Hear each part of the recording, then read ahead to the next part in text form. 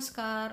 तर इथं सकाळी ऐश्वर्याने दारातली पूजा वगैरे करून घेतलेली आहे, रांगोळी काढून घेतलेली आहे आणि घरात ती हा रोज दिवा लावते. याला अरोमा डिफ्युजर किंवा सुगंधित दिवा म्हणूया आपण. या दिव्यामुळे रोज घरात असा एक मंद सुगंध दरवळत असतो. तिने तो लावून घेतलेला आहे आणि त्यानंतर आम्ही आलेलो आहे किचनमध्ये. म्हणजे आमची रोजचीच घाई, डब्याची घाई, नाश्त्याची घाई. तर एका साईडला नाश्त्याची तयारी चाललेली आहे, एका साईडला डब्याची तयारी चाललेली आहे. डब्यासाठी वांग्याची भाजी ती करत आहे आणि मी नाश्त्याची तयारी करत आहे. नाश्त्यासाठी मी आज इथं पोह्याचे बॉल म्हणूयात, कटलेट आहेत खरं तर हे, पण त्याला कटलेटचा आकार नाही आहे म्हणून बॉल म्हणूयात. आणि ते मी केलेले आहे. ते झाल्यानंतर हे दोघंही नाश्ता करायला बसलेले आहेत, अक्षय आणि ऐश्वर्या.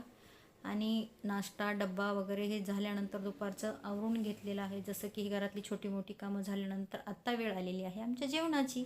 तर आत्ता आम्ही बसणार आहोत जेवायला. तर जेवणात हे आहे सगळं. तर या तुम्ही पण जेवायला. तर कसा वाटला